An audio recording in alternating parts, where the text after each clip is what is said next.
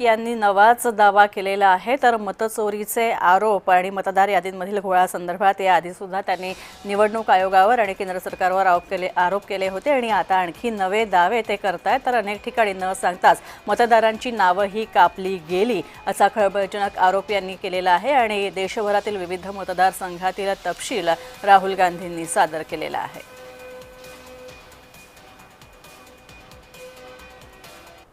किसी ने अलंग में वोटर डिलीशन सिस्टमैटिकली ऑर्गेनाइज तरीके से, सेंट्रलाइज तरीके से, हमें ये नहीं मालूम कि अलंग में कितने वोटर डिलीट हुए, क्योंकि इससे बहुत ज्यादा हो सकते हैं। 6000 तकरीबन 6000 पकड़े गए, उस पर इन्वेस्टिगेशन हो गया।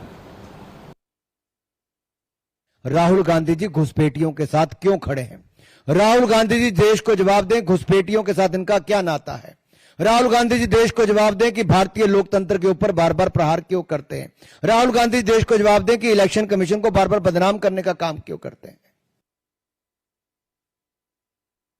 अलंग में 6018 वोटर्स डिलीट हुए, उसमें से इनकी रिश्तेदार, उन्होंने पता लगाया कि मेरे रिश्तेदार को डिलीट किसने किया।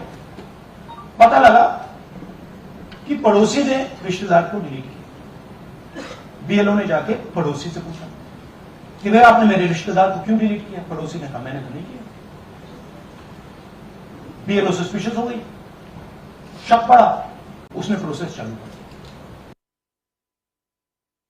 जो बांग्लादेश से घुसपैठिए आए हैं उनको बचाने का विषय था। यहां इतने सारे लोग हैं, आप किसी का वोट कटा है क्या? अरे जोर से बोलो, कटा है क्या?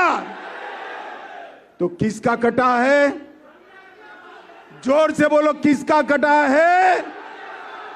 ये राहुल गांधी की यात्रा घुसपैठिया बचाओ यात्रा थी। तर राहुल गांधी यांनी केलेले आरोप हे बिनबुडाचे आहेत, चुकीचे आहेत। निवडणूक आयोगाचं राहुल गांधींना हे प्रत्युत्तर देण्यात आलेलं आहे। तर मतदारांची नावं ऑनलाईन रद्द होऊच शकत नाहीत, नावं रद्द होण्याची दखल आम्ही स्वतः घेतलेली आहे। निवडणूक आयोगानं राहुल गांधींना त्यांच्या आरोपानंतर चांगलंच सुनावलं। हमारे पास इस प्रेजेंटेशन में जो मैंने आपको अभी दिखाया 100% सबूत है, प्रूफ है कि ज्ञानेश कुमार जी हिंदुस्तान के चीफ इलेक्शन कमिश्नर वोट चोरों की रक्षा कर रहे हैं।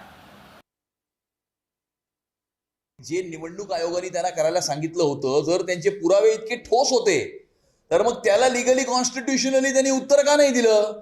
लीगली आणि कॉन्स्टिट्यूशनली उत्तर द्यायचं नाही आणि अशा प्रकारच्या थापा मारायच्या, दिशाभूल करायची, फेक नरेटिव्ह पसरवायचा प्रयत्न करायचा, याच्यापेक्षा राहुल गांधींनी काही कन्स्ट्रक्टिव्ह कामांवरती जर त्यांचा फोकस केला तर कदाचित ते थोडेसे आयुष्यामध्ये पुढे जातील, पक्षालाही पुढे घेऊन जातील।